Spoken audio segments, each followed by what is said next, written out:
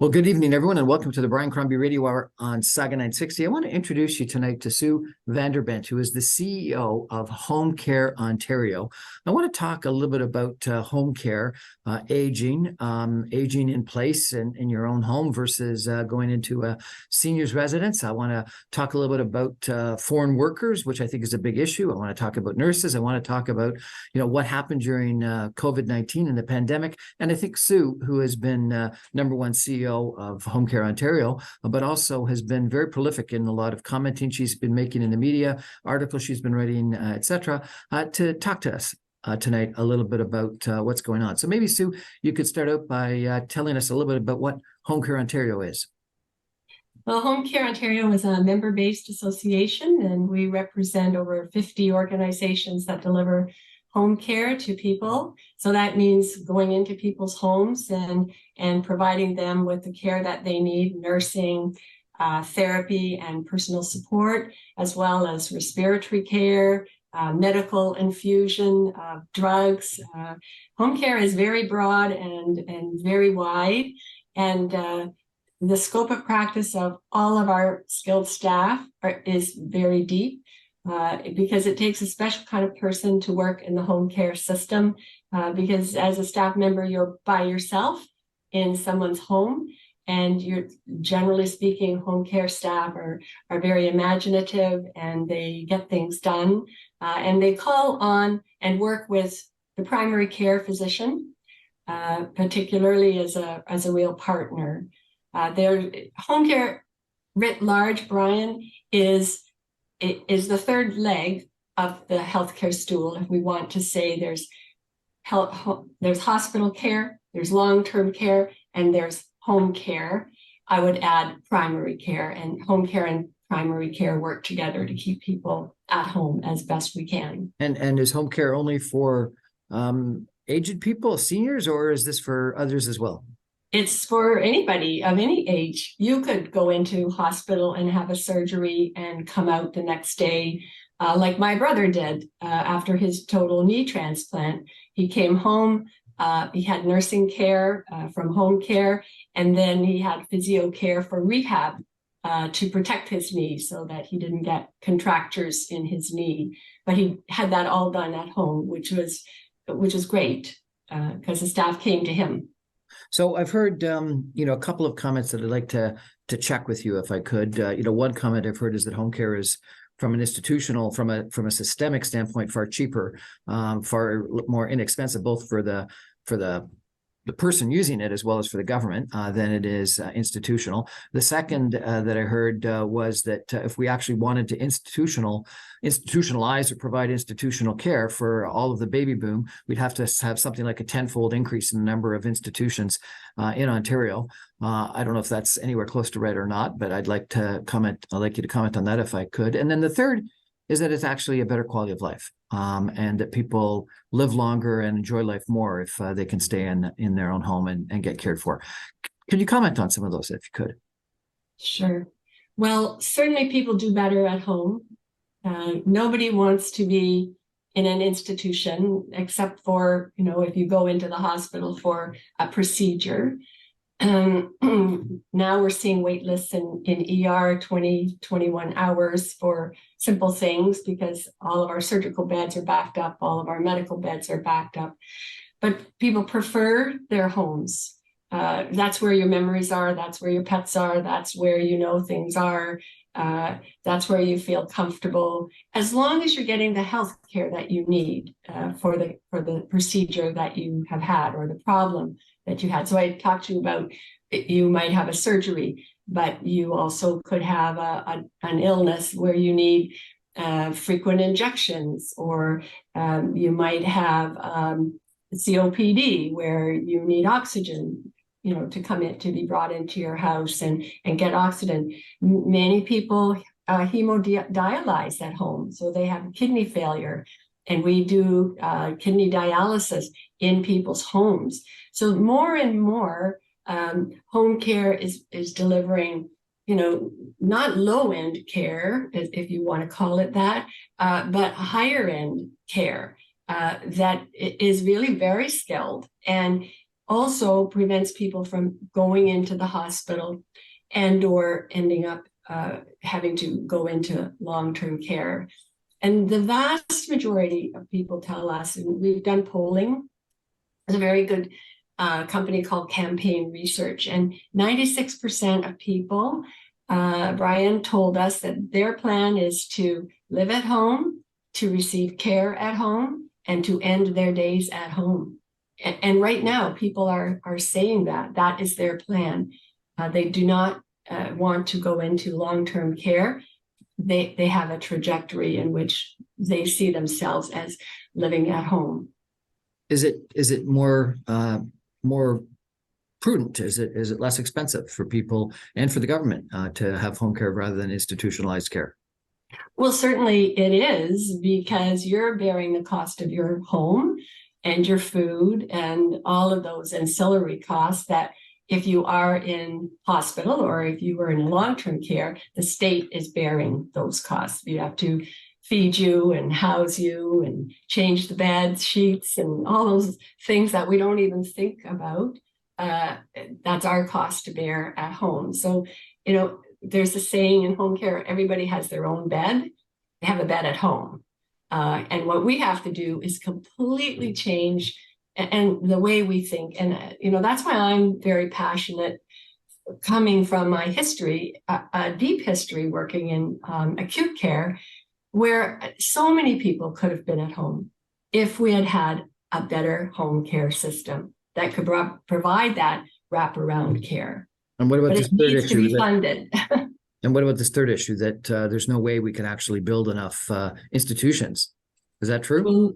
We'll never build enough institutions because we all know the problems with getting land and accelerating institutional costs are prohibitive. There are many other progressive countries in the world, and we know where they are. You go on this, I was on a website, it's called Global Age Watch Index, and it'll tell you, Scandinavian countries, Denmark, European countries, even England has a far more progressive system of home care than we do. We do not have a progressive system of home care at this point. We let people fail, and I don't think that's done deliberately, but people fail because the system is so poorly financed.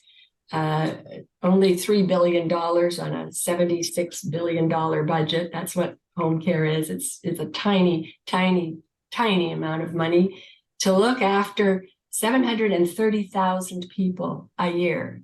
We look after that many people, millions of hours of care every year that are delivered in home care. But as you say, the tsunami is coming. We know that, the first boomer was born in 1946. The last boomer was born in 1964. And we know that cohort goes like this. It's a big pyramid, right? So we haven't even, the youngest boomer just turned 77. And at the age of 77, many people are starting to experience health problems, even if they've been healthy, or might start to need home care. So it's this tsunami that we're talking about here is coming. And every serious writer from Romano, Drummond, Kirby, you can find these reports, have said you have to put more money into the home care system, or you will be swamped by this tsunami. We're chatting tonight about home care with Sue VanderBent, who is the CEO of Home Care Ontario. We're going to take a break for some messages and be back in just 2 minutes. Stay with us, everybody. Interesting conversation, and one of those issues that a lot of us are going to address, whether it's for ourselves personally or probably for a loved one, about what to do as we age. Stay with us, everybody.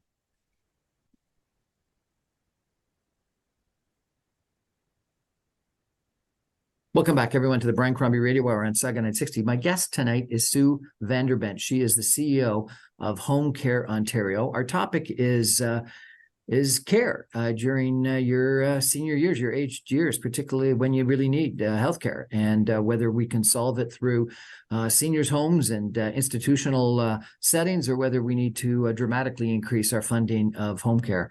And I really wanted to chat with Sue because she's been writing a lot and commenting a lot in the media recently about this challenge, and she's just described it as a coming tsunami as the baby boom ages. And she says the oldest baby boomers have just turned 77, and so therefore the youngest baby boomers are going to be coming along for quite a while still to come. And since I'm part of that baby boom, it's an issue for me.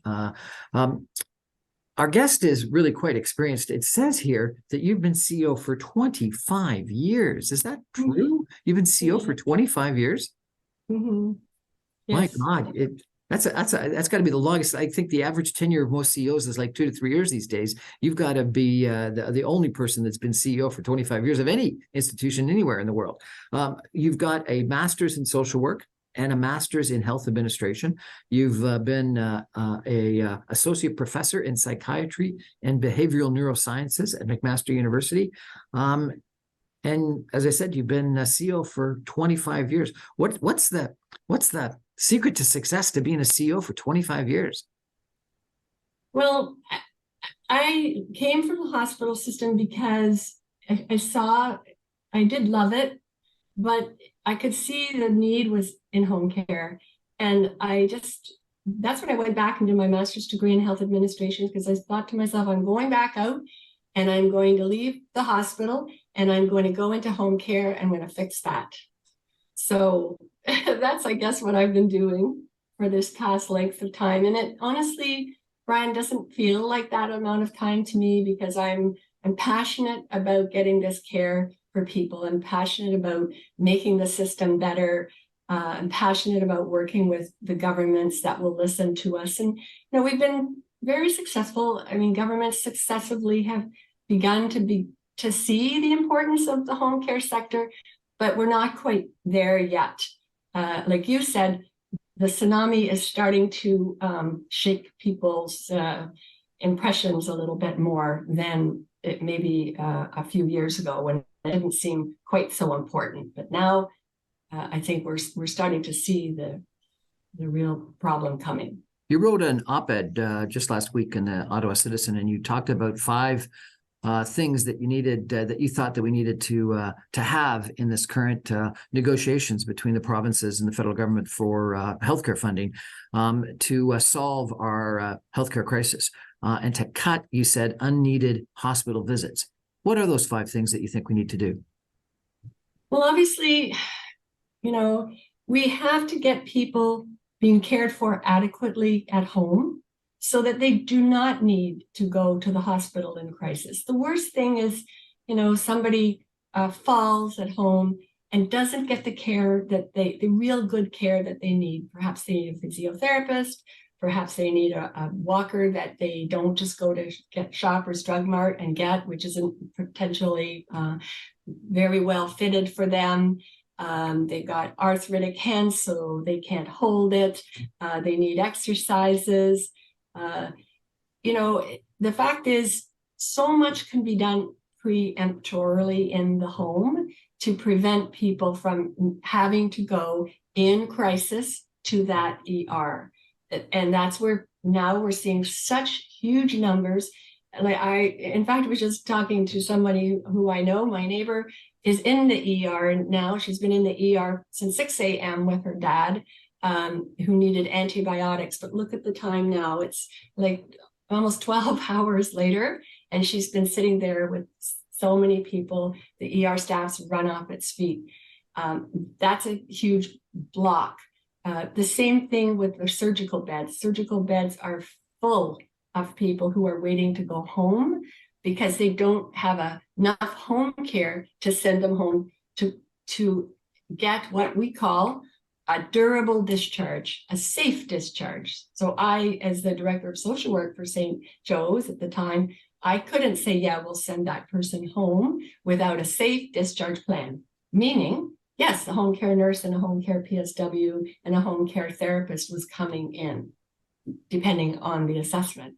So I needed to have those insurance assurances, and so does the doctor the nursing staff. So that's why we see people languishing in surgical beds. And then that's why we see surgical backlogs. So you might be a person who's waiting for a total knee transplant, but you're not getting in there because the beds are all backlogged up. And that's what's happening in Ontario right now, which is why people like Anthony Dale, who is the CEO of Ontario Hospital Association, in his remarks to the press last week said, we need revolutionary investments in home care. Revolutionary investments. Revolutionary investments in home care.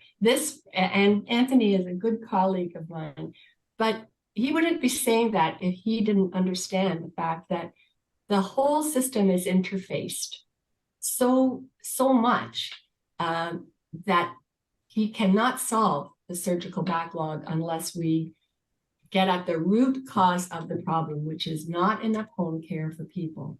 That's why we're calling on this government to help us with the funding, the $880 million.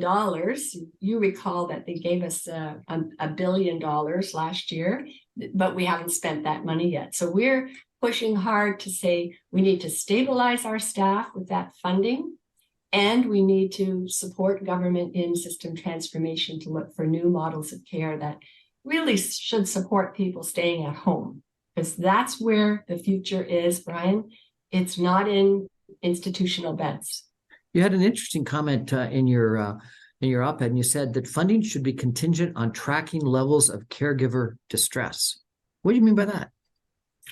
Well, the more our caregivers, your caregiver might be your children, your wife, your friends, those are your caregiver bubble.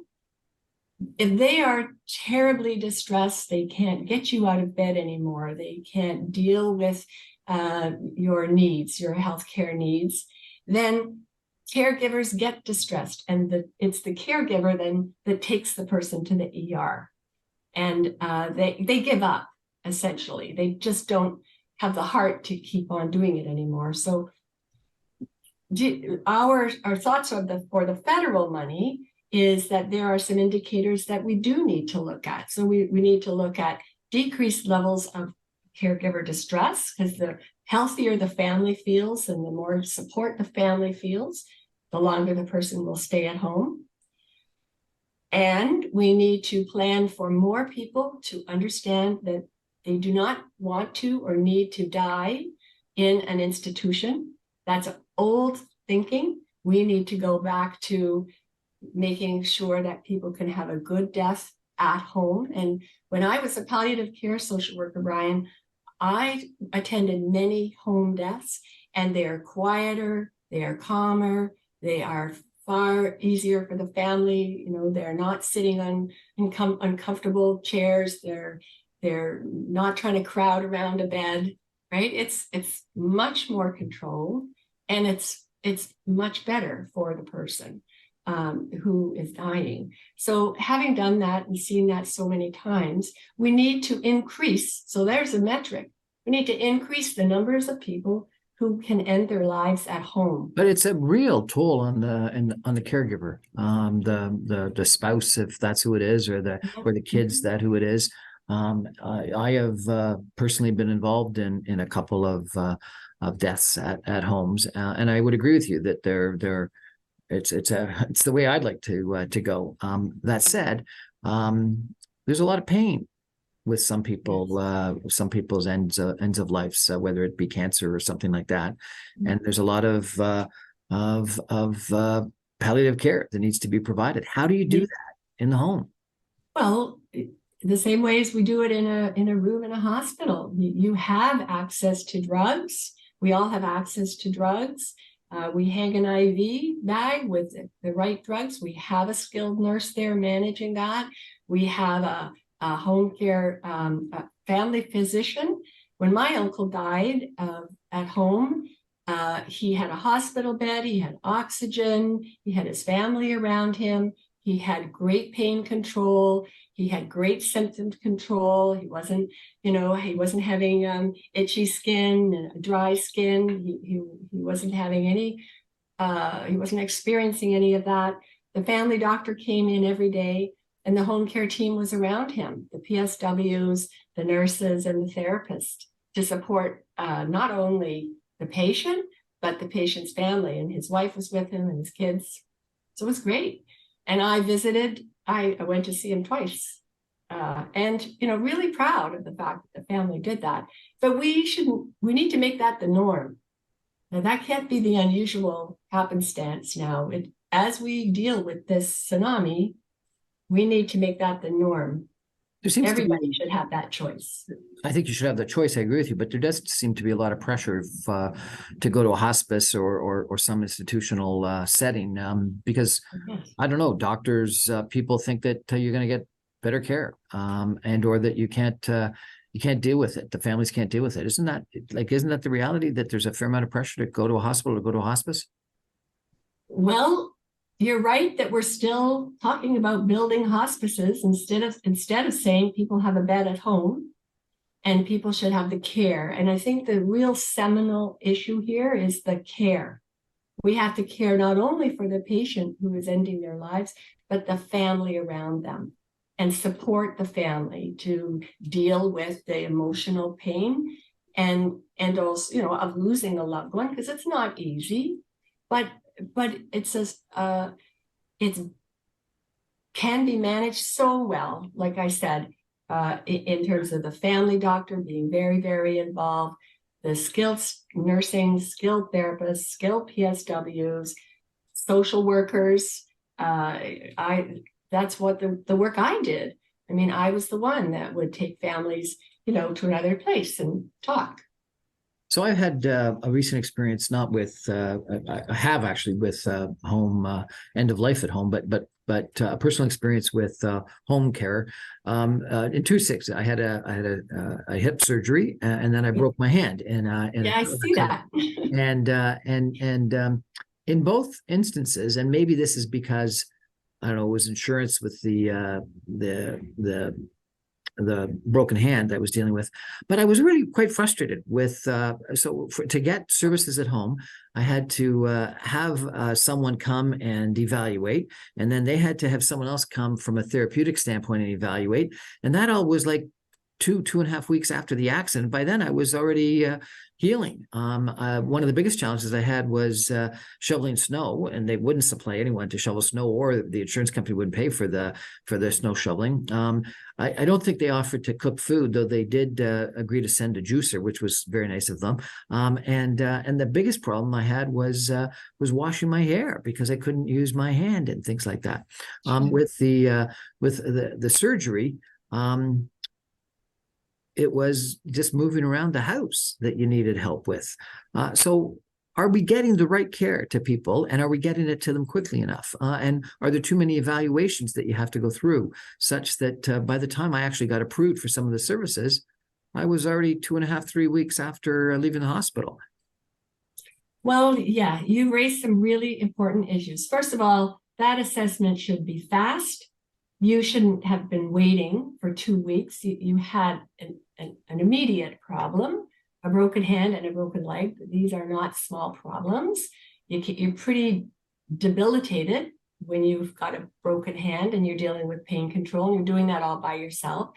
This is the thing, like the staff are there, but we have a huge process of evaluation, which should be skinnied down remarkably. And that's a system issue where, we have this gatekeeper, and we've always had this gatekeeper mentality where, we just want to make sure people get just enough, but not enough. And you didn't get enough early enough, because, I can see your frustration, and I can see you saying it wasn't that great. But if you'd had a fast assessment, get that care in, support you with good pain control, help you with a PSW who'd come in, who could help, wash your hair and wash your body and make you feel better, and get some community support in there to maybe help you with snow shoveling, so you weren't feeling badly about that for your neighbors, because I get that. These are the things that we're not rapid enough in terms of responding to.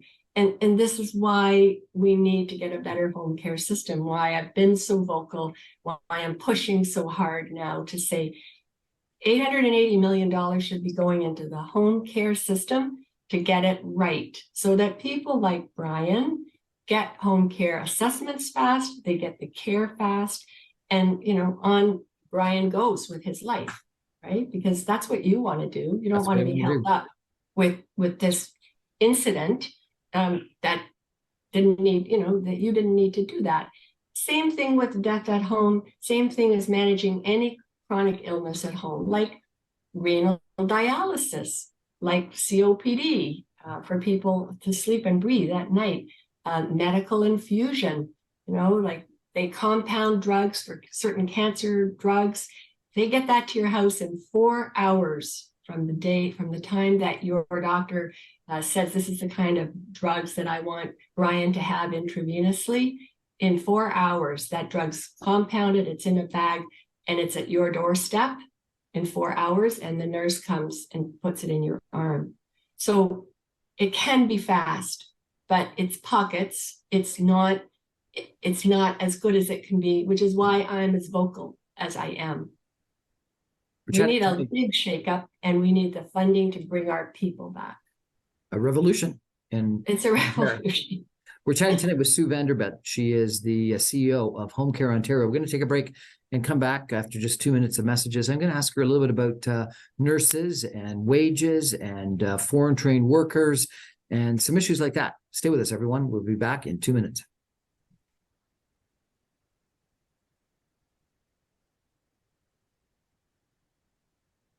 Welcome back, everyone, to the Brian Crombie Radio Hour on Saga 960. I'm having what I think is an interesting conversation, a very important conversation with Sue VanderBent, who is the CEO of Home Care Ontario.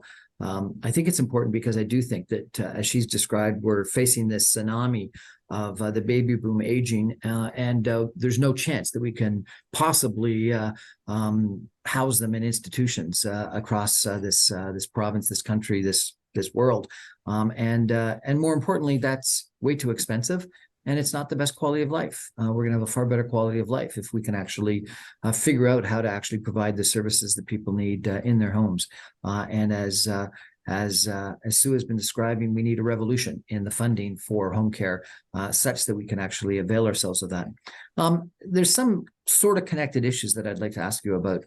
You've commented in the press about both foreign trained workers and allowing them into the country, allowing them into the province, and getting them the visas so that they can work. And then I think you've also commented about the wages that some of our personal care workers get, our nurses get, et cetera.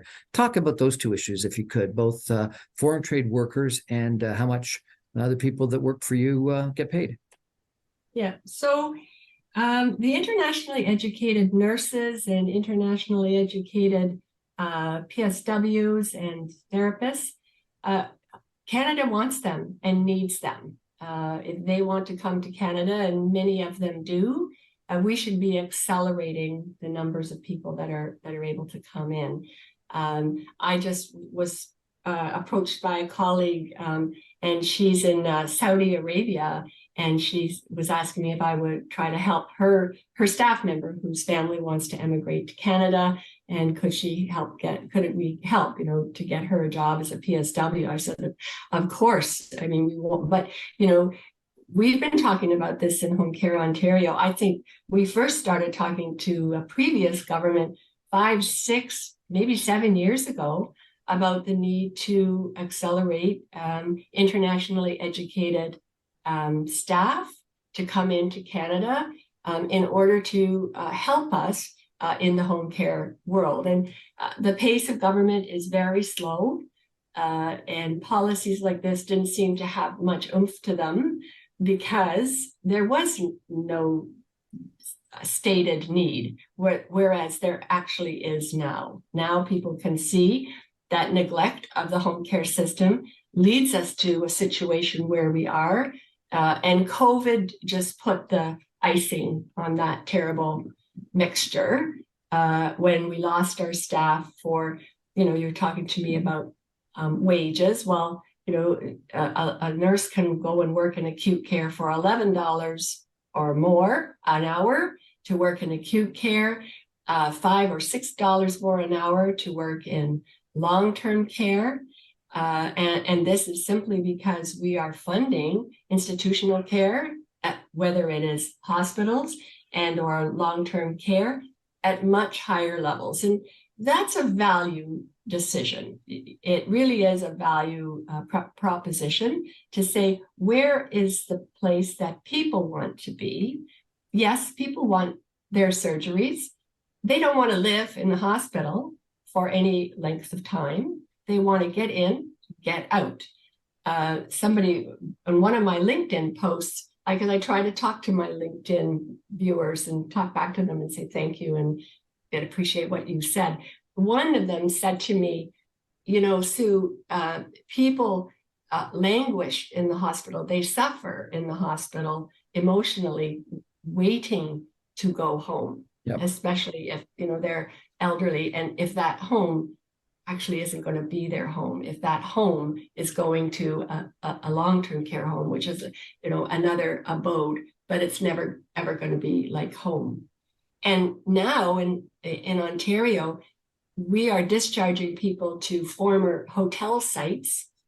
You remember during COVID, we had we were going to have these tent hospitals. Remember, we were starting to build those in the middle of the pandemic. Well, the Crown Plaza, what was the Crown Plaza here in Hamilton, it now houses I think about 200 people. So people aren't even getting to this destination of a long-term care home. They're still in a long-term care home like center. And I'm not disparaging the staff or the people that are doing the care in there. It's just that we can't continue to have people deal with this level of uncertainty and distress that their parent is not settled. It really is very hard. Right? Yeah. One of my assistants is dealing with this. I mean, it's very hard, and then once she got her mother settled in a good long-term care facility, she's been much happier about that because her mom is more settled. People aren't settled when they feel they're in transit somewhere. Probably the biggest tragedy during the pandemic, during COVID, was deaths in long-term care facilities. Yes. Is this that just home care is safer, or is it that we weren't following proper protocols in our long-term care facilities? Is it the blame of these contract workers that were going from place to place to place and carrying COVID from one place? Why was that such a terrible tragedy? Well, congregate settings have difficulties of their own when it comes to spread of illness because it's a closed environment, and on top of that, people were compromised. People were compromised physically to begin with. So, and this was a very virulent disease. And at the time, early in COVID, we didn't have the vaccines. So I think we were completely unprotected in many ways, and home was safer. We in home care, we immediately started a very, very central and important group, our IPAC nursing practice group. And those nurses just went to town on, the gowning and gloving and face masks and protocols for coming into someone's house and discarding, donning and doffing their gowns and their everything. So they were not transporting any illness to another person. And this was taken very, very seriously by the home care sector. I never knew as much about PPE as I do now, because of COVID. And those nurses, the infection rate was so low in home care, so low. we were very proud of our experiences, and we still are reporting to government our PPE use on a weekly basis. And we still use our good IPAC, infection control procedures very well to support any kind of, chance that there would be a transmission of disease, because That's we interesting. knew When that could be a problem. when I don't even know whether it was a nurse or whoever it was that came to do my assessment that I mentioned, it's symptomatic of the time, but she apologized. She said, "Do you mind if I keep my mask on? I'm supposed to keep my mask on," when she came in to do the assessment of me. So I guess that you guys still are using the PPE. I toured a memory care facility last week. Dementia, Alzheimer's. How do you deal with those kinds of issues in a home setting? Well, these would be certainly more, they're more challenging in somebody's own home, but home care staff and skilled therapy staff can support people who are in, like, we have a big center here called St. Peter's. I've been into their dementia center. You would have to do a lot to make your own home accessible for somebody with a really serious dementia. And certainly there's a role to play for people being medicated properly, so that as much as possible, we can support florid symptoms of dementia. Sometimes the medication is not titrated, which is a fancy word for saying just, the right amount, in order to make sure that we keep people not what I would say too fully drugged, but drugged enough so that they are comfortable, and whatever residual function they have in the brain is still working. It's a very skillful thing, but we do know that familiar surroundings help people to reorient and to continue to be reoriented. That's in those situations, Brian, that's where family caregivers do suffer distress, because it's difficult to watch and it's a lot of work. And that's why having extra hands and people to support, like PSWs, certainly nursing care, certainly therapy care, but PSWs would be very, very important for helping a caregiver to do the manual tasks of looking after someone who's in, who is in perhaps end stage dementia. In this memory care facility I toured, they were doing a lot of things to make places look more like home, and familiarity, and then things they called it sort of like those schools for kids where they were Montessori, trying to get people to do very rudimentary things like cook and clean and iron all over again. Yeah, and that's actually quite an old method. I remember years and years and years ago, I worked at Baycrest, which in Toronto, big center for the elderly, and that's what we had. People had cooking classes, people had art classes, people played bingo, anything that you can do to keep someone functional, using their brain, getting support, and feeling emotionally supported is critical to support our elder folks. We're chatting tonight about home care with Sue VanderBent, who is the CEO of Home Care Ontario.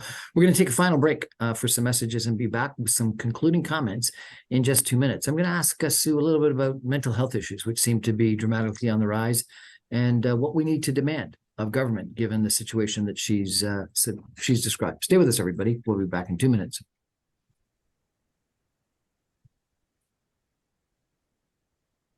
Welcome back, everyone, to the Brian Crombie Radio Hour on Saga 960. My guest tonight is Sue VanderBent, who is the CEO of Home Care Ontario. She's been CEO for 25 years. Unbelievable. I can't believe that. Sue, you're also an associate professor in psychiatry and behavioral neurosciences at McMaster University. And you've been that for 17 years, it sounds like, as well. Mental health seems to be on the rise. And I think during COVID, there were a lot of issues of increases with people with mental health issues. And it's something that we're just a lot more aware of because of media attention and, awareness days and things like this. Mhm. Can you deal with mental health issues at home? And if so, how? Well, we do on our staff. We have social workers who, and I was a social worker. I worked in psychiatry.